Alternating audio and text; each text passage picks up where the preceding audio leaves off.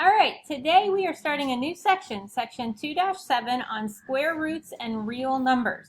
So as a quick review at the top, we're just going to talk about radical signs and square roots for a second. Okay, so for this sign right here, hold on one second. This sign right here is called a radical sign. It means what is the square root of whatever number is sitting underneath it. And I know you guys have seen this before, so when we see the radical sign, what it wants to know is what two numbers, the same two numbers, can I multiply together to get that number that's under the sign? And so you know, of course, there's a function on your calculator so you can find the square root. But does anybody know the square root of 100? Oh. Yes? 50, 200, 100, 10? No. 10. Yes, it's 10. So the square root of 100 is 10, and here's why. Because what we're saying is 10 times 10 equals 100. That's what's happening when we take the square root of something. We're seeing what same number can you multiply by itself to equal that big number that's under the sign. All right?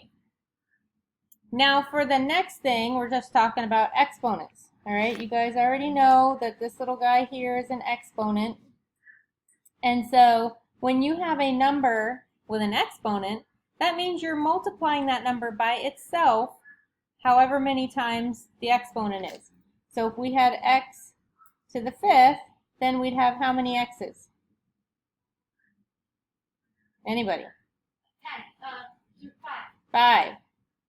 Because it's 5 is the exponent, that's how many times we're going to multiply x by itself. X times x times x times x times x. Okay, so that's just a quick review of radical signs and exponents. For the next thing,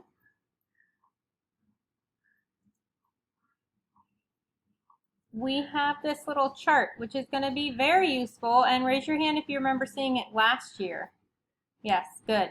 So we have used this a couple years in a row now. It's a very important chart, and it doesn't change because it's math.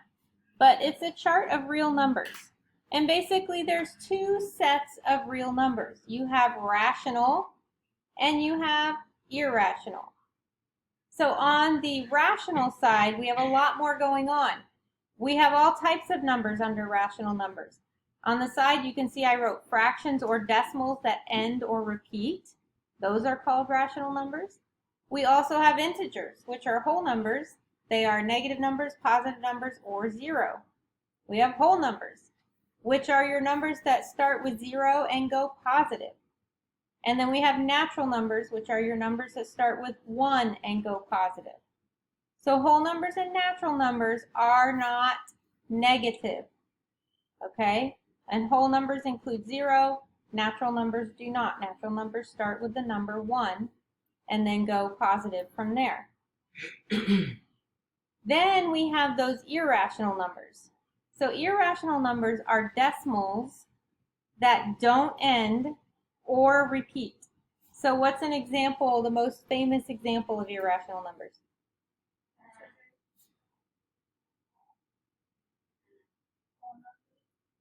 I had this awesome activity planned for it last year too, and then we got corona'd, so we couldn't do it. But the most famous example is pi. Remember pi? Doesn't those numbers sound like 3.14? Yes. 3.14, and then it just keeps going on. It never repeats the same pattern of numbers over. And pi is also sometimes written like that. Okay, so that's the most famous example of irrational numbers, but there's other irrational numbers as well. All right, so for this section on page 107 in the book, it says find each square root. If necessary, round to the nearest hundredth. So that's a good thing when we can round our square roots. Otherwise, it's more tricky to find the square root of numbers that aren't even. So for number 4, I noticed something in front of my radical sign. What is it? A negative. A negative. So guess what? The answer to this problem is automatically negative. When there is a negative sign in front, the answer is going to be negative. Now I just take the square root of 25. So what number times itself equals 25? 5. Good. So the answer to number 4 is just negative 5. Now the next one, does anybody have their calculator handy? I do. Already out as in handy? Okay, that was pretty fast, I have to admit. Did you have yours? Oh, get it out, because we're going to need it. I need your help. Okay, so for the next one, you can just stick it right in your calculator, 1.44. On mine, you put the number and then you hit square root, but on yours, sometimes you have to hit the square root sign first and then put the number in. So try that real quick and see if you get the same answer as me. 2.073. Try again.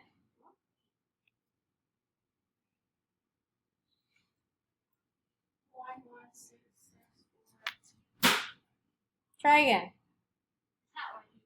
Why? 2.07. Okay, we're back. Sorry. So we were figuring out how to put it in our calculator correctly to get the right answer. So if you have that classic calculator that I wanted you to have for my class, this one, you're going to hit the second function key and then the x squared button, and then put your 1.44 equals. And that should give you 1.2 for the square root of this problem. Okay? If you're using your iPhone like I was, you just hit 1.44 and then you hit the, hold on, you got to turn your calculator sideways so you get all the function buttons, which are over here. But you're going to hit 1.44 and then you're going to hit this 2, where is it? It's right there, this button. And that will give you the square root, okay? All right, so the next one, I see in the front that I have a plus or minus sign. Guess what? That has to stay because now they're saying the answer could be positive or negative. So I'm going to hit plus or minus. And then when I have to take the square root of a fraction, does anyone remember how? Okay, that might be the case sometimes, but with this one, we're just going to take the square root of the top number and the square root of the bottom number. Okay, so what is the square root of 16? 4. And what is the square root of 49? 7. So we're just going to write it as a fraction, plus or minus 4 over 7. That means the answer could be positive 4/7 or it could be negative 4/7. All right, number 7, the square root of 32 does not have a perfect square. So we're going to definitely have to use our calculator. And you're just going to hit square root of 32. And I got 5.656854249248. It keeps going. So first of all, what kind of a number is that? Irrational. Yay, good. So it's irrational because it keeps going and it has no apparent pattern to it. And number 2, the directions said round to the nearest hundredth, which is 2 places after the decimal. So I'm going to say it rounds to 5.66. Okay. Okay, so for these it says name all the sets of real numbers that these answers belong to. So first thing we have to do is find the answer to each one. So again, I have the negative sign, so I'm going to keep that. And then Elizabeth just said the square root of 64 is 8. So negative 8. So if we look back at our chart, negative 8 is an integer. Okay, because it's a negative whole number. So what kind of a number is that? That means it's Negative or positive? It's under rational, and it's an integer. Now, it's not a whole number or a natural number because it's not positive. It's not above 0. So the answer to this one is rational and integers. So number 9, again, we need to divide this out to see what our decimal equals. So what is 8 divided by 3? 2.6. So 2.6 repeating. What does that fall under? Rational or irrational? Irrational. What? Irrational. Rational. Rational. That's what I was gonna say. Because it repeats. Remember, if it is repeating, it's rational.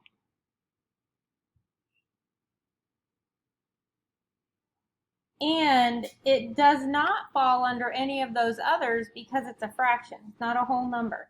So we're just going to call it rational for that one. All right, how about number 10? What is the square root of 28? 8, 2. Oh. I think 5.2. 9, 1, 5, 0, 2, 6, 2, 0. Okay, so what kind of a number is that? Irrational. What? Irrational. Why is it irrational? Because it does not end. Because it doesn't end, and what else? The decimal. And it doesn't Repeat. Good. None of the numbers repeat. There's no pattern to it. It's just this really long 5.291502622, and it keeps going with random numbers. So it is irrational. When a number is irrational, that's the only word you're going to put. But if it is rational, you may have other words under it, like number 8. All right, last one. What is 56 divided by 7? I want this one. It's 8. So what kind of a number is 8? Whole number. It is. It's rational. It's an integer. Because remember, integers are positive, negatives, or zeros. It's positive 8. It's a whole number because it's above 0. And it's natural because it's above 1. So it's all of them. All right. Oh, you can't see that because my face is in the way. Let me see if I can move my face. There you go. Okay. All right, copy those down and we'll be right back.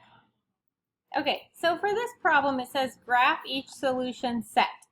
And what we're going to do is we're going to plot our point on the number line and then decide if it's less than, the arrow is going to go toward the negative numbers.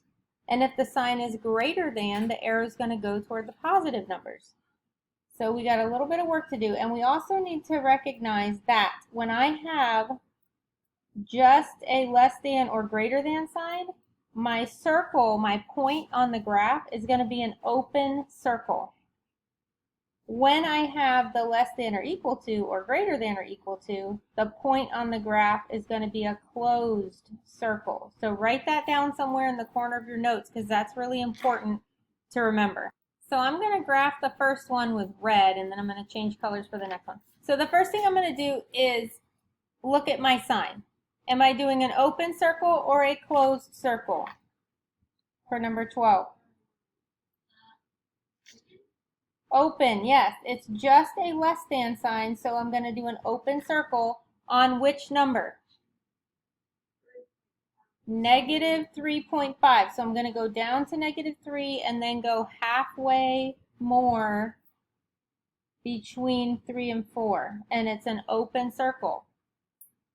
Now, x is less than negative 3.5. So am I going to go toward the negative numbers or the positive numbers?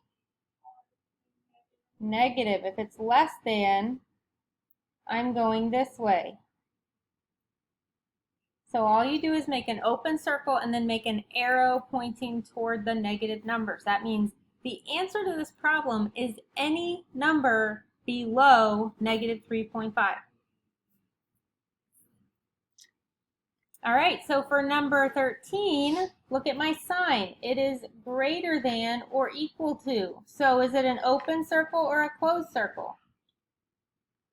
Closed, yes. So I'm going to put a closed circle on what number? 7. Negative 7. And it says x is greater than. So which way does my line go?